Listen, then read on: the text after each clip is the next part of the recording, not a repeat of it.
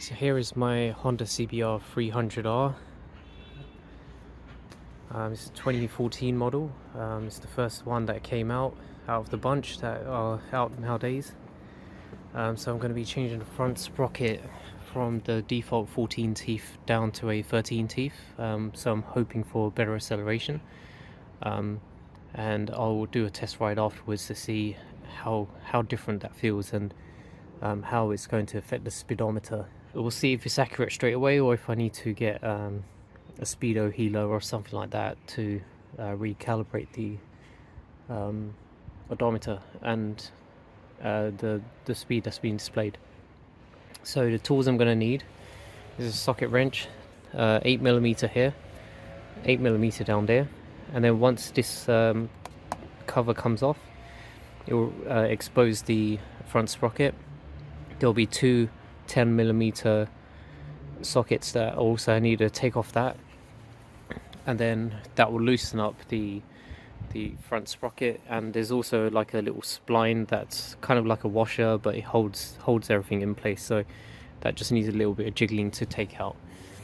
And then at the back you need your 19 for here, your 13 for there. That's both of them are 13.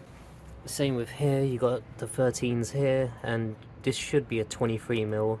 However, I'm not 100% sure because I always use a adjustable wrench to loosen that up. What I'm going to do is loosen up the casing and sprocket, loosen up the back wheel, and once the back wheel is fully loose, like where I can move this with my hand freely without needing the wrenches or the spanners, I will take the lock nuts, I'll loosen them up and I'll make them come out, because what that will enable me to do is hit the wheel forward, which will create slack in the chain, which will make it so the front sprocket can easily come out. So I'll get cracking on that now. And before I begin, it is a must that you have a paddock stand, because the nature of how you need to move the wheel around. I wouldn't recommend trying to do this off your stand or any other silly means. Just keep it safe.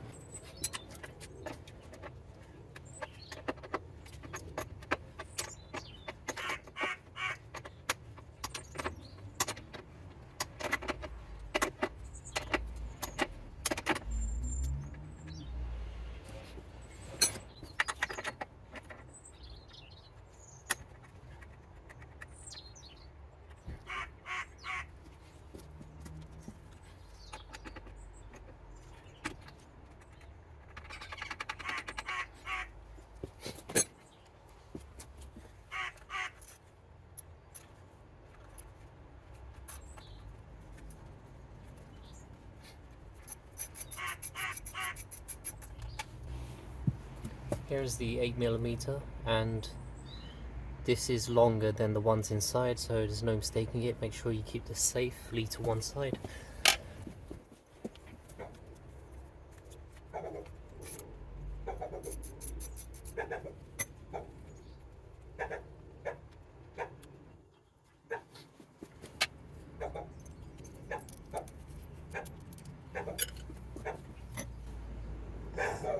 That just wiggles straight off.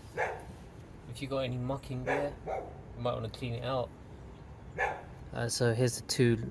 I'm going to two 10mm I'm going to take off, and I'm going to just put it into gear, which will stop the whole thing rotating, because if you try and loosen it as it is, it's just going to keep on spinning the whole thing around.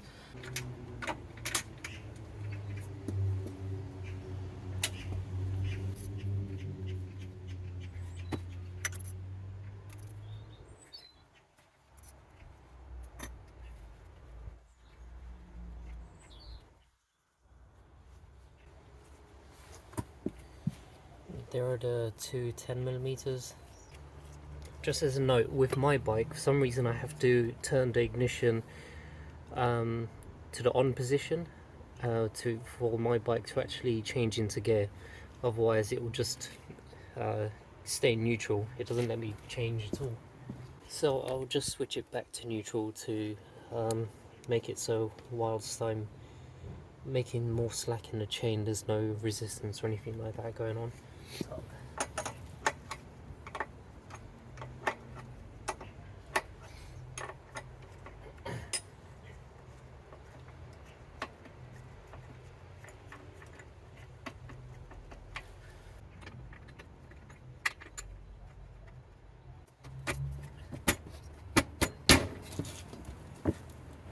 there you go, plenty of slack. Just make sure if you're going to kick your tyre, hold on to the bike so it doesn't go flying off the stand.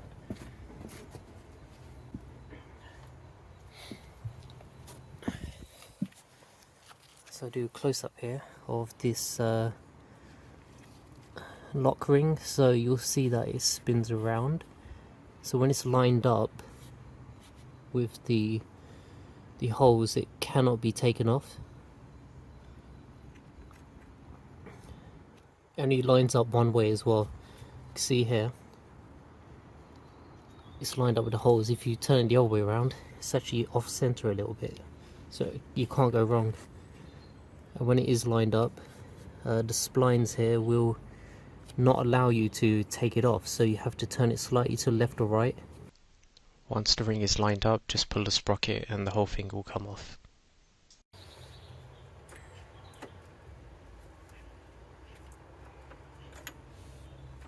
Now that I've got that off, I've got my new sprocket to come. The teeth on this actually don't look too bad, so quite happy with the wear. I've done about 6,000 miles on my bike. If my chain had worn out, I would have got a new chain and changed both sprockets. However, because the wear on the front sprocket looks relatively low and still looks almost new, I'm only going to pop on the front sprocket. This will prematurely wear down this new sprocket, but at £10 I'm not that fussed, and the wear should only catch up to the rest of the group. Now it's just a matter of doing everything in reverse order. Push the front sprocket on, put the lock ring on. Use the recommended torque settings. I went based off feel. Put the two 10mm bolts back on, and remember to put the bike in gear. The cover on and the two 8mm bolts.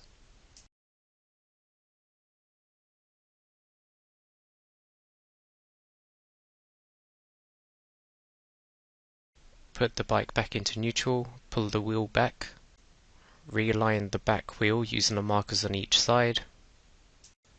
Make sure to correct the chain slack as per manual. Tighten up the lock nuts and tighten up the axle.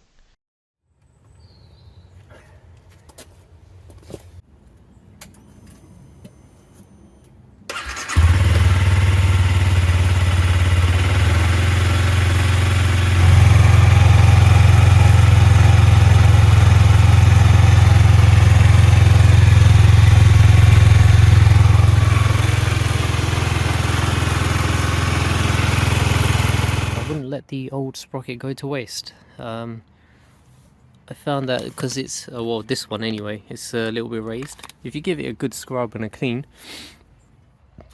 why not use it as a coaster? So I'm about to take it for a ride, test out speed using a GPS recorder as well, see the accuracy.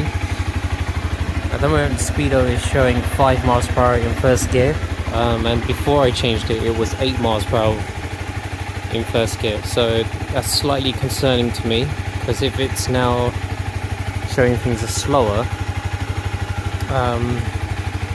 it could be a bigger discrepancy than before. Because as stock, if I was doing a true speed of 70, the speedo was showing 73. I wonder if it's going to be showing 76 now while I'm actually doing 70. So my initial thoughts are that I really like the bike now. It's perfect for my needs because I don't spend a lot of time overtaking cars or anything like that. I'm usually at cruising speeds because I'm in central London on 20-mile-per-hour roads, or in my local town there's just no need to really overtake and stuff. But what it's done is like it's created so when I'm in second gear the revs are lower, so the bike's not constantly screaming at me, being like, oh, change the next gear, but it's not quite sure. it's more lower around 5,000 revs.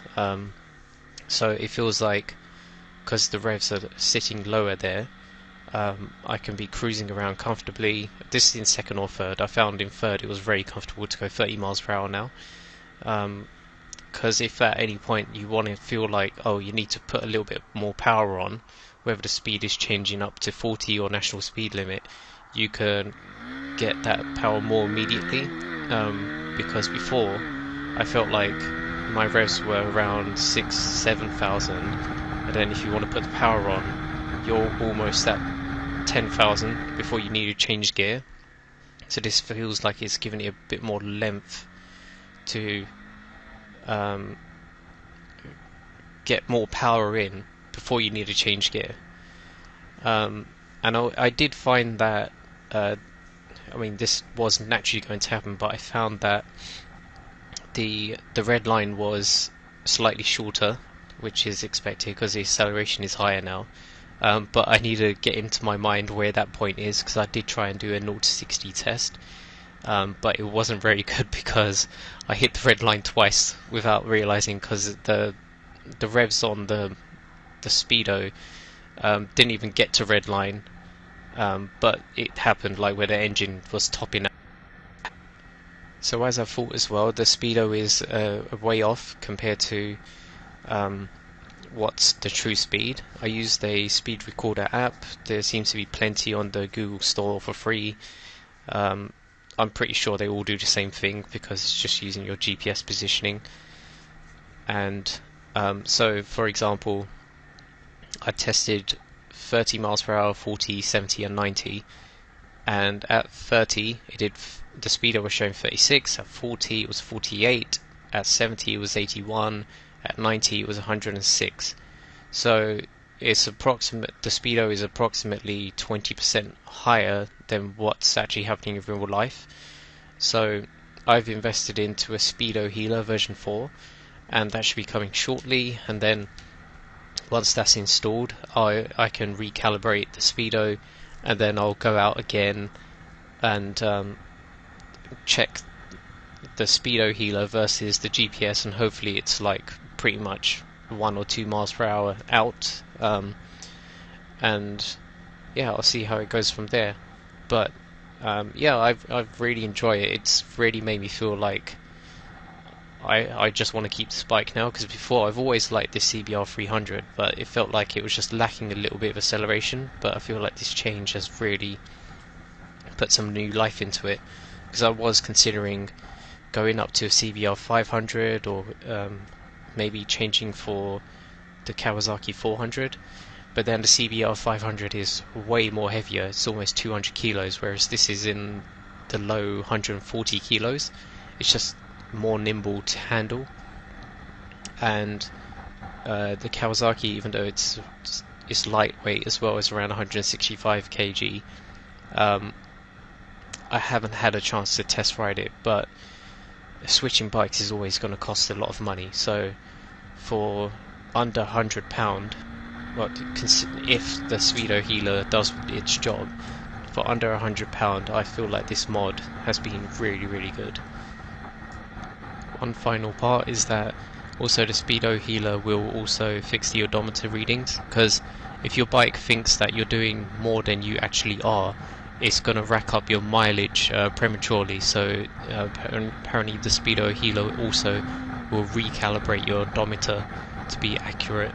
So rather than, I mean, if it's showing up to 10 miles per hour more, you never know, you might do 1,000 miles and it's actually recording at 1,200, so an extra 200 miles. Oh, that's just a guess, but you know, you don't want that to happen, because if you are planning to resell your bike in the future, it's going to look like you have more mileage than you actually been doing. I hope this video was helpful, and thank you very much for watching.